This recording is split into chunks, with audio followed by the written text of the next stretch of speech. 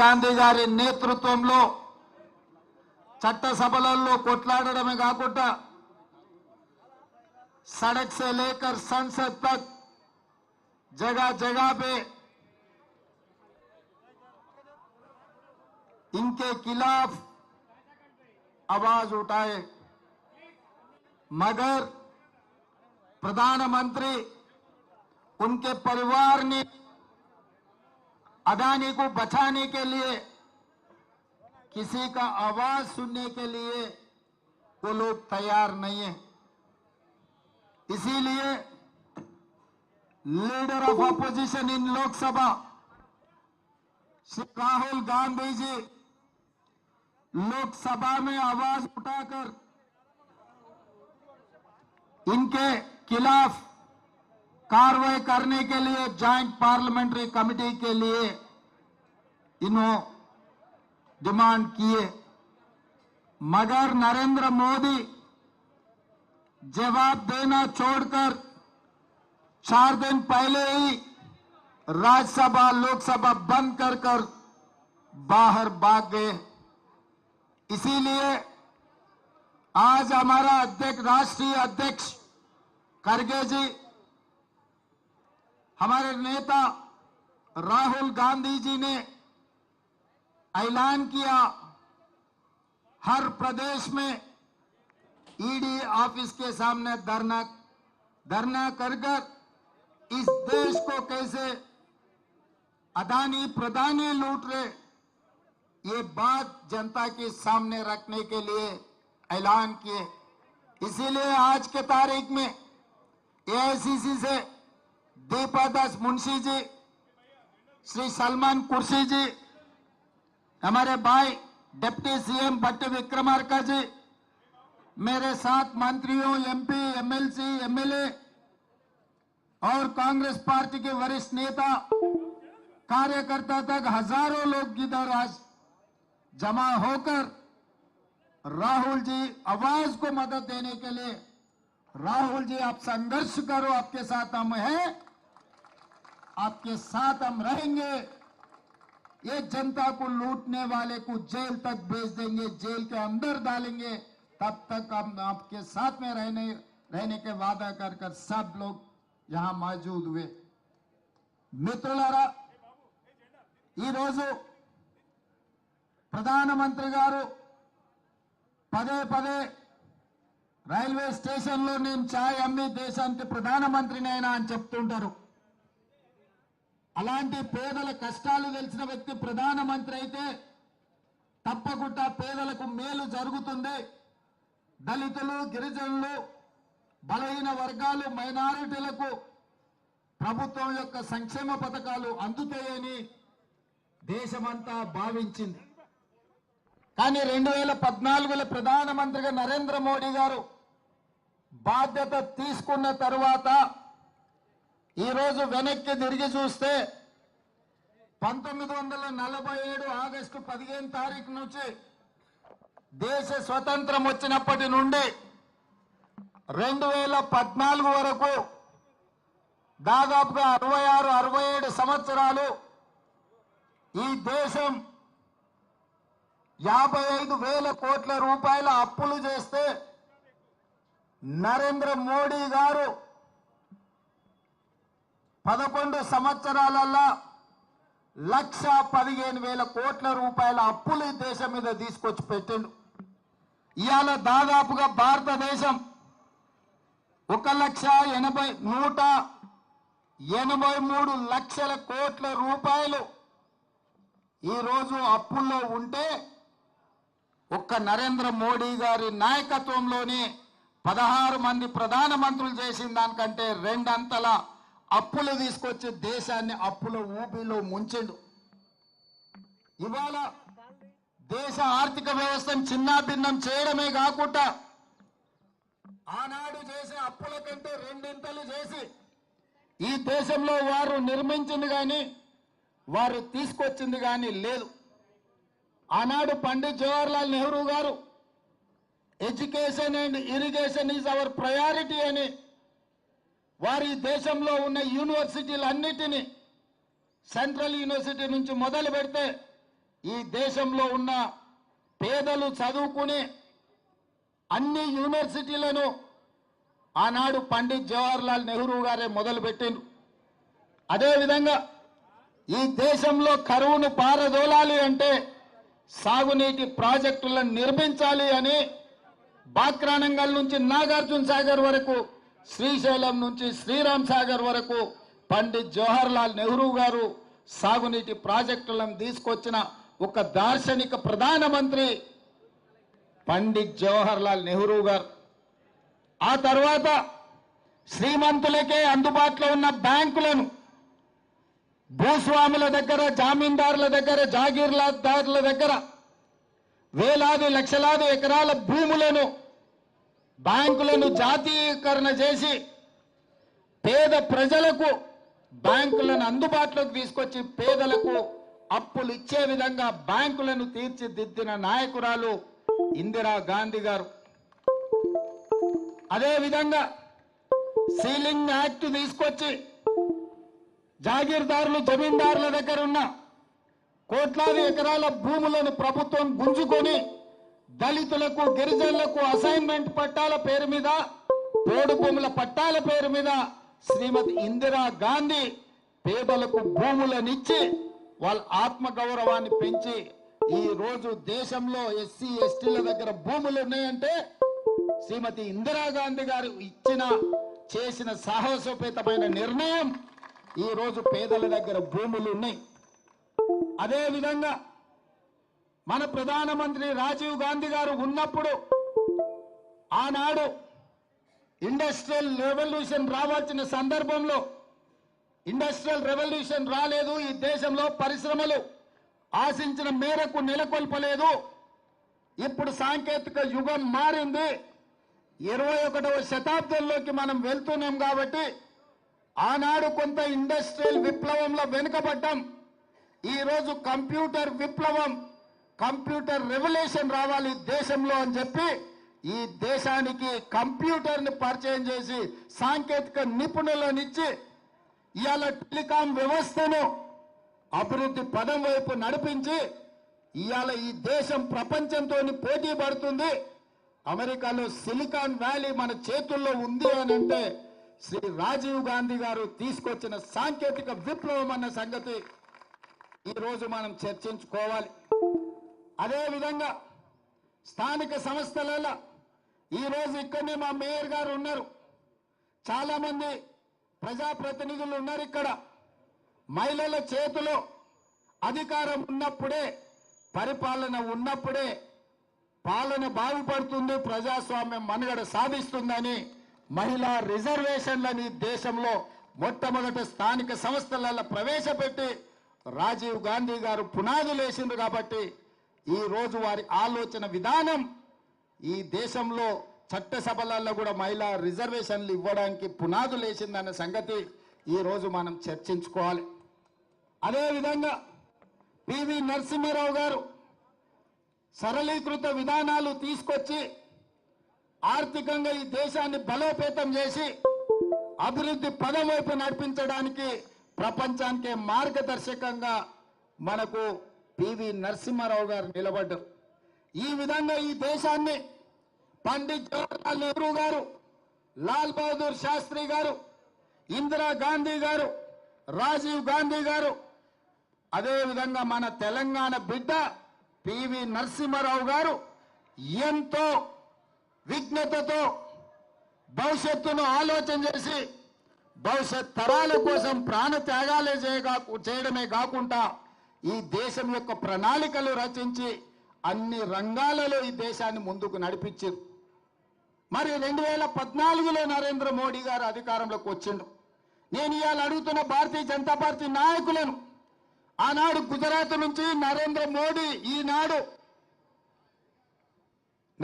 మోడీ అమిత్ షా గుజరాత్ నుంచి బయలుదేరితే ఆనాడు స్వతంత్రానికి స్ఫూర్తినిచ్చిన మహాత్మా గాంధీ, అదేవిధంగా సర్దార్ వల్లభాయ్ పటేల్ కూడా గుజరాత్ నుంచే వచ్చి ఈ దేశ స్వతంత్రంలో అత్యంత క్రియాశీలక పాత్ర పోషించారు.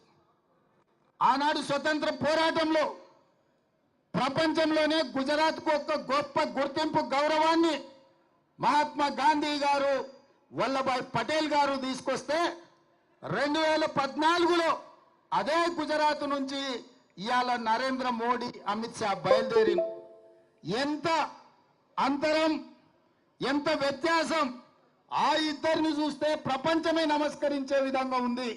ఈ ఇద్దరిని చూస్తే ప్రపంచాన్నే దోసుకునే వ్యక్తులుగా ఇవాళ ప్రపంచం ముందర కనిపించింది. హమ్ దో హమారే దో అని ప్రకటనలు చూసేది. నరేంద్ర మోడీ, అమిత్ షా కలిసి అదానీ, అంబానీలను ఈరోజు గుజరాత్ నుంచి తీసుకొచ్చింది. ఈరోజు గుజరాత్ నుంచి వచ్చిన ఒక నలుగురు, నరేంద్ర మోడీ గారు, అమిత్ షా గారు, అదానీ గారు, అంబానీ గారు, ఈ నలుగురు ఈ దేశాన్ని చేతబట్టి దుష్ట చతుష్టయం ఈరోజు ఈ దేశాన్ని దోసుకుంటున్నారు. దోపిడీలో భాగంగానే సెబీ చైర్పర్సన్ గారు పాల్పడ్డ తప్పిదాల మీద విచారణ చేయండి, తక్షణమే ఆవిడను తొలగించండి, ఆవిడైనా రాజీనామా చేయాలి సెబీ చైర్పర్సన్ గా, లేకపోతే కేంద్ర ప్రభుత్వమే ఆవిడను తొలగించాలి అని మన నాయకుడు రాహుల్ గాంధీ గారు, మల్లికార్జున్ ఖర్గే గారు డిమాండ్ చేశారు. ఆ పని చేయలేదు. ఆ పని చేయనప్పుడు జరిగిన అవకతవకల మీద లోక్సభ, రాజ్యసభలో జాయింట్ పార్లమెంటరీ కమిటీని వేయండి అని కాంగ్రెస్ పార్టీతో పాటు ఇండియా కూటమి డిమాండ్ చేసింది. ఈ డిమాండ్ను అమలు చేయకపోను 4 రోజుల ముందే పార్లమెంటును వాయిదా వేసుకొని ఇవాళ భారతీయ జనతా పార్టీ ప్రభుత్వం పరారైపోయింది. అందుకే ఈరోజు ప్రజల దగ్గరికి వెళ్ళి ప్రజల సంపద ఏ విధంగా లక్షలాది కోట్ల రూపాయల దోపిడీ జరిగిందో ఈడీ కార్యాలయాల ముందు ఈడీ విచారణ జరగాలి. ప్రతి రాష్ట్రంలో ఈడీ అధికారులకు మీరు రిప్రజెంటేషన్ ఇచ్చి ఈ జరిగిన వేల లక్షల కోట్ల రూపాయల దోపిడీ మీద ఈడీ విచారణ జరగాలి, మీరు వెళ్ళి నిరసన తెలపండి అని చెప్పి మన పార్టీ అధ్యక్షుడు పిలిపించాడు. ఈరోజు మనమందరం ఈడ కాంగ్రెస్ పార్టీ అధ్యక్షుడు పిలుపు మేరకు ఈడీ కార్యాలయం ముందు గంటల కొద్దీ నిరసన తెలిపి ఈరోజు దేశ ప్రజలకు మనం చెప్పదలుచుకున్నాం, ఈ జాతి సంపద పేదలకు చెందాల్సింది కేవలం 2 వ్యక్తులకు దోషపెడుతున్నారు. మరో 2 వ్యక్తులన్న సంగతి ఇవాళ ప్రపంచానికి చెప్పాలి, ప్రపంచానికి తెలవాలి అని ఈరోజు మనం నిరసన కార్యక్రమంలో కూర్చున్నాం. ఇది అధ్యక్షుడు ఇచ్చిన పిలుపు కాబట్టి తెలంగాణ రాష్ట్రానికి ముఖ్యమంత్రి అయినా నేను కూడా మీలాక సామాన్యమైన కాంగ్రెస్ పార్టీ కార్యకర్తని కాబట్టి వేలాది మంది కార్యకర్తల మధ్యలో ఇక్కడ కూర్చొని ఈ నిరసన కార్యక్రమంలో పాల్గొనడానికి పార్టీ పిలిపిస్తే ముఖ్యమంత్రి అయినా, ప్రధానమంత్రి అయినా, ఎంత గొప్ప పదవిలో ఉన్నా పార్టీ పిలుపు మేరకు నిరసన కార్యక్రమాలలో పాల్గొనాల్సిందే. అధ్యక్షుడు ఆదేశం మేరకు ఇవాళ ముఖ్యమంత్రిని అయినా నేను ఇక్కడికి వచ్చి నిరసన కార్యక్రమంలో కూర్చున్న. ఇది ప్రజా సంపద దోపిడీ. ఈ దోపిడీని అడ్డుకోవాల్సిన బాధ్యత ప్రతి కాంగ్రెస్ పార్టీ కార్యకర్త మీద ఉన్నది. అందుకే మిత్రులారా, ఇవాళ ఈ దేశం భారీ మూల్యాన్ని చెల్లిస్తుంది. ఈ దేశానికి భారతీయ జనతా పార్టీ ముప్పుగా మారింది. ఈ దేశంలో భారతీయ జనతా పార్టీని తొలగించాల్సిన బాధ్యత ప్రతి ఒక్క కాంగ్రెస్ పార్టీ కార్యకర్త మీద ఉన్నది. అదేవిధంగా ఇవాళ అతనికంటే గనుడు ఆచంట మల్లన్న అని నిన్న మొన్న బీఆర్ఎస్ నాయకులు ఈరోజు మాట్లాడుతున్నారు, మేము మోడీ మీద కొట్లాడతామన్నారు. మరి ఆ సన్నాసులను అడుగుతున్నా, లక్షల కోట్ల రూపాయల దోపిడీ జరిగితే ఒక్క రోజైనా మాట్లాడినరా మీరు అని. ఎందుకు ఇవాళ బీఆర్ఎస్ వాళ్ళు బీజేపీని ఎందుకు నిలదీస్తలేరు?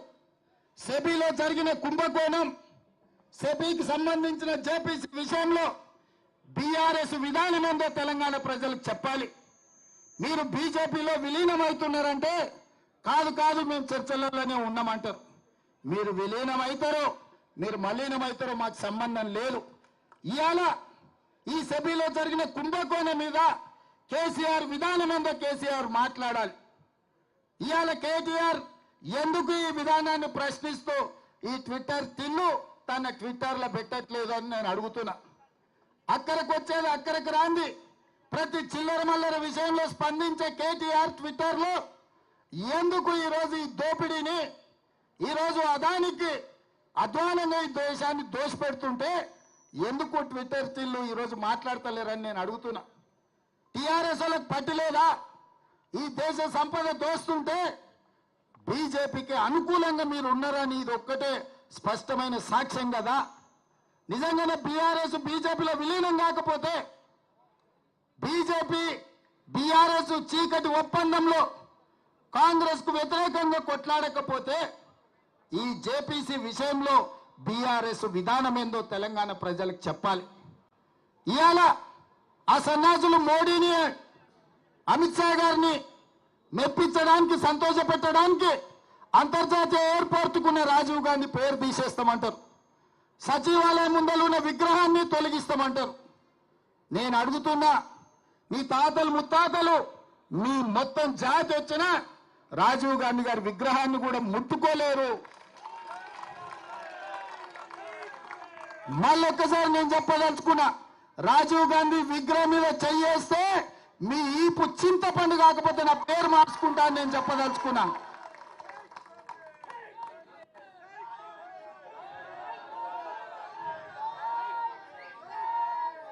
ఆసామాసిగా అల్లా తప్పగా అక్కడ ఎవరో ఆ విగ్రహం పెడుతున్నారని మీరు అనుకుంటున్నారేమో. మేమే పెట్టినాం. ఒక పక్కన అమరవీరుల స్తూపం, ఇంకొక పక్కన తెలంగాణకు పరిపాలన అందించే సచివాలయం, ఆ మధ్యలో రాజీవ్ గాంధీ విగ్రహం. లక్షలాది మంది దేశం యొక్క స్వతంత్రం కోసం, ఈ దేశ సంపదను కాపాడే ప్రతి యువతకు ఆదర్శంగా ఉండే వ్యక్తి రాజీవ్ గాంధీ. అందుకే వారి విగ్రహాన్ని అక్కడ పెట్టుకున్నాం.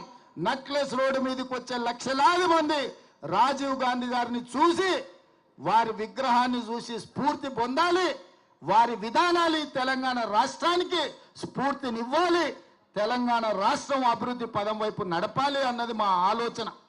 అటు పక్కన అంబేద్కర్ విగ్రహం, ఇటు పక్కన ఇందిరాగాంధీ గారి విగ్రహం, ఇంకొక పక్కన పివి నరసింహారావు గారి విగ్రహం. లేని విగ్రహం వల్ల రాజీవ్ గాంధీదే. అందుకే ఈ లక్షలాది మంది కాంగ్రెస్ పార్టీ కార్యకర్తల ఆలోచనలో భాగంగా మా ప్రభుత్వం, మా మంత్రివర్గం అక్కడ రాజీవ్ గాంధీ గారి విగ్రహం పెట్టినాం. ఎవడు తొలగిస్తాడో రావాలి, తారీఖు చెప్పాలి అని చెప్పి నేను చెప్పదలుచుకున్నా.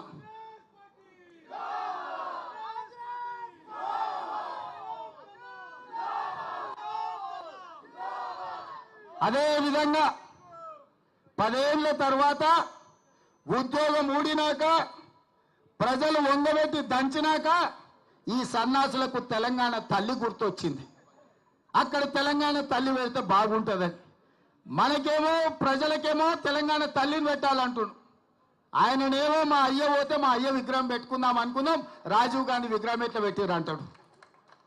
అందుకే తెలంగాణ తల్లి అంటే సోనియమ్మ కనిపించే తెలంగాణ తల్లి. ఆమె జన్మదినం డిసెంబర్ 9 నాడు. తెలంగాణ రాష్ట్ర ప్రకటన డిసెంబర్ 9, 2009 నాడు కేంద్ర ప్రభుత్వం మన్మోహన్ సింగ్ గారి నాయకత్వంలో చిదంబరం గారు ప్రకటన చేసింది. అక్కడ ఇక్కడ కాదు, ఈ రాష్ట్ర పరిపాలనను అందిస్తున్న సచివాలయం లోపట, బయట ఎక్కడో కాదు, సచివాలయం లోపట డిసెంబర్ 9 నాడు తెలంగాణ తల్లి విగ్రహం పెట్టే బాధ్యత మేము తీసుకుంటాం. ఈ సన్నాసులు 10 ఏళ్ళ అధికారంలో ఉన్న తెలంగాణ తల్లి విగ్రహం పెట్టలే. 10 నెలల లోపలనే తెలంగాణ తల్లి విగ్రహాన్ని పెట్టి ఆ తెలంగాణ తల్లికి నిజమైన వారసులమని నిరూపించుకునే బాధ్యత ప్రతి కాంగ్రెస్ పార్టీ కార్యకర్తదని నేను చెప్పదలుచుకున్నా. అందుకే మిత్రులారా, ఇవాళ మనం రైతు రుణమాఫీ చేస్తే రైతులను రెచ్చగొట్టాలని వాళ్ళ కార్యకర్తలు రైతుల ముసుగులో ధర్నాలు చేస్తారు. నేను ఒక్కటే మాట చెప్పదలుచుకున్నా, ఏ రైతుకు రుణం రాకపోయినా, రుణం మాఫీ కాకపోయినా, ఏ రైతుకు ఏ సమస్య ఉన్నా ప్రతి కలెక్టర్ కార్యాలయంలో అధికారులను కౌంటర్ వేసి కూర్చోబెట్టి మీ సమస్యలు అక్కడ చెప్పుకోండి, వాటిని పరిష్కరించి మీకు రుణమాఫీ చేస్తామని చెప్పినాం. ఆల్రెడీ మా ఆర్థిక మంత్రి బట్టి విక్రమార్క గారు, నేను 18,000 కోట్ల రూపాయలు వ్యవసాయ శాఖ ఖాతాలో వేసినాం. అక్కడి నుంచి ప్రతి రైతుకు పంపించండి. మిగతా 12,000 కోట్ల రూపాయలు కూడా 2 లక్షల పైన ఉన్న వాళ్ళను మీరు 2 లక్షల పైన ఉన్న ఏదైతే బకాయిందో బ్యాంకు కట్టండి, మిగిలిన 2 లక్షల రూపాయలు మేము కడతామని చెప్పినాం. మా రెవెన్యూ మంత్రి గారు కూడా ఆ మాట చెప్పిండ్రు. ఇవాళ అంటుండే శ్రీనివాస్ రెడ్డి గారు ఇంకా 12,000 మళ్ళా కడతామన్నాడని, భట్టి గారు 7,000 కోట్లే మేము ఇచ్చినామన్నారని. అన్ని తప్పుడు రాతలు, కారు కూతలు. అందుకే రైతులకు నేను ఒక్కటే మాట చెప్పదలుచుకున్నా, రోడ్డు ఎక్కాలెందుకు, ధర్నా చేయాలెందుకు, మీకు ఆ కష్టం ఎందుకు వచ్చింది? 6 నెలల లోపల 31,000 కోట్ల రూపాయలతోటి 2 లక్షల వరకు రైతులకు రుణమాఫీ చేస్తామని 15 ఆగస్టు లోపల చేస్తామని మాట ఇచ్చిన మేము 18,000 కోట్ల రూపాయలు చెల్లించినాం. బ్యాంకులలో నగదు అందుబాటులో పెట్టినాం. మిగతావి కూడా మాఫీ చేస్తామన్నాం. ఈ సన్నాసులను నమ్ముకొని రోడ్ల మీద తిరిగితే ఆయాసమే వస్తుంది. మీకు ఏదైనా సమస్య ఉంటే కలెక్టర్లను కలవండి, వ్యవసాయ శాఖ అధికారులను కలవండి. ఈ ప్రభుత్వం ఉన్నదే మీకోసం. ఈ ప్రభుత్వం మీ సమస్యలను పరిష్కరించడానికి ఉన్నది. ఈ ప్రభుత్వం ప్రజాపాలనది. ప్రజలకు అందుబాటులో ఉన్నాం. పొద్దున్న లేస్తే వేలాది మందిని మేమందరం కలుస్తున్నాం. నేను అడుగుతున్న ఇవాళ తెలంగాణ సమాజాన్ని, ఎన్నడైనా 6 నెలలకు ఒక్కసారైనా కేసీఆర్ ముఖం చూసినారా? ఫామ్ హౌస్లో బోర్లో వండుకునేటోడు ఇవాళ రోజుకు 18 గంటలు నేను మా మంత్రులు గ్రామాలు తిరుగుతూనే ఉన్నాం కదా, వచ్చిన వాళ్ళనల్లా కలుస్తూనే ఉన్నాం కదా, మీ సమస్యలు వింటూనే ఉన్నాం కదా, మీ సమస్యలు పరిష్కరిస్తూనే ఉన్నాం కదా. మీరు ధర్నా చేయాల్సిన అవసరం ఏముంది? నిరసన తెలపాల్సిన అవసరం ఏముంది? ప్రభుత్వం విననప్పుడు, ప్రభుత్వం మీ మాట ఏం జరుగుతుందో కనుక్కోనప్పుడు మీరు నిరసన తెలపొచ్చు, ధర్నా చేయొచ్చు, రాస్తా రోకో చేయొచ్చు.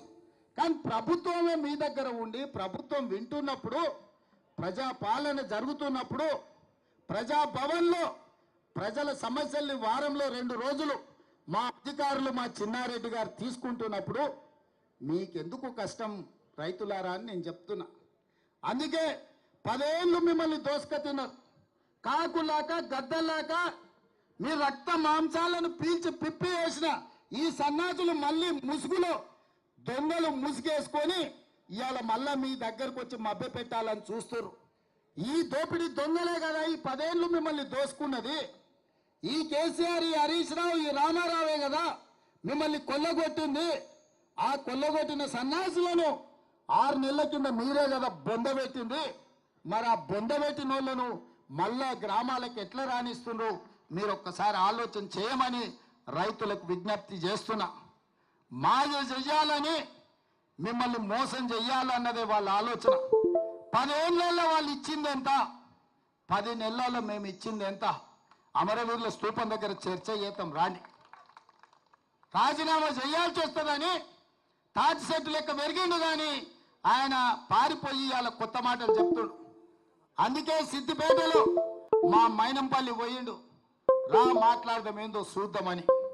ఆ ట్యాంకల్లో కూడా ఓలే. ఇక నెక్స్ట్ మళ్ళీ జగన్న ఉన్నాడు, జగన్ వస్తాడు తొందరలోనే సిద్దిపేటకి, జగన్ దోల్తా. వాళ్ళు ఏంటంటే అబద్ధాలన్నీ సోషల్ మీడియాలో పెడతారంట. గట్లనే నరేంద్ర మోడీ గారు వాట్సాప్ యూనివర్సిటీలో పెట్టిండు, 400 అన్నాడు. నేను ఆయననే చెప్పిన 240. అవునా? ఒక్క సీట్ అని ఎక్కువ వచ్చిందా? సరిగ్గా గంతే వచ్చింది. రెండోది చెప్పిన పార్లమెంట్ ఎన్నికల్లో వచ్చినప్పుడు నువ్వు శాతనైతే మునగానైతే ఒక సీటు గెలువురా అబ్బా అని అన్నానా? సేవలనే కదా నేను అన్నది. బీఆర్ఎస్కి ఒక్క సీటు కూడా పార్లమెంటు దక్కని అని. ఆ మాట మీద కాంగ్రెస్ పార్టీ కార్యకర్తలు 7 ఇట్లలో డిపాజిట్లు పోగొట్టారు, 15 ఇట్లలో 3వ స్థానానికి నెట్టారు. ఇది కాంగ్రెస్ శక్తి, కాంగ్రెస్ పార్టీ కార్యకర్తల శక్తి. అందుకే ఈరోజు మీకు వచ్చేసారి ఆ 39లో 9 కూడా మిగిలవని చెప్పి నా సన్నాసులకు చెప్పదలుచుకున్నా. 10 ఏళ్ళు ఎలుగబెట్టిందని, 10 ఏళ్ళు తెలంగాణను తలగబెట్టినోడు 10 నెలలు కాకముందే ఈ ప్రభుత్వం మీద పడి ఏడుస్తున్నాడంటే కాంగ్రెస్ పార్టీ కార్యకర్తలు గ్రామాలలో ప్రజలకు వివరించాల్సిందిగా కోరుతున్నా. ఏది ఏమైనా ఇప్పటి వరకు ఇన్ని గంటలు ఇక్కడ ఉండి ఖర్గే గారు, రాహుల్ గాంధీ గారు పిలుపు మేరకు ఈడీ కార్యాలయం ముందు నిరసన ధర్నాలో పాల్గొని దేశంలో జరుగుతున్న ప్రధాని అదాని దోపిడీని అడ్డుకోవడానికి వచ్చినందుకు మిమ్మల్ని అందరినీ మనస్ఫూర్తిగా అభినందిస్తూ అక్కడ ప్రధాని అయినా బీజేపీ అయినా ఇక్కడ బీఆర్ఎస్ అయినా దోపిడీకి వ్యతిరేకంగా మనం కొట్లాడదాం. కార్యకర్తలందరూ అప్రమత్తంగా ఉండాలి. మేమందరం అందుబాటులో ఉంటాం. మన అందరం కాంగ్రెస్ పార్టీ కార్యకర్తలం, కాంగ్రెస్ కుటుంబం మీ అందరికి అండగా నిలబడి ఈ కార్యక్రమాలను ముందుకు తీసుకెళ్దామని తెలియజేస్తూ మీ అందరి దగ్గర సెలవు తీసుకుంటున్న మిత్రులారా, జై కాంగ్రెస్, జై జై కాంగ్రెస్.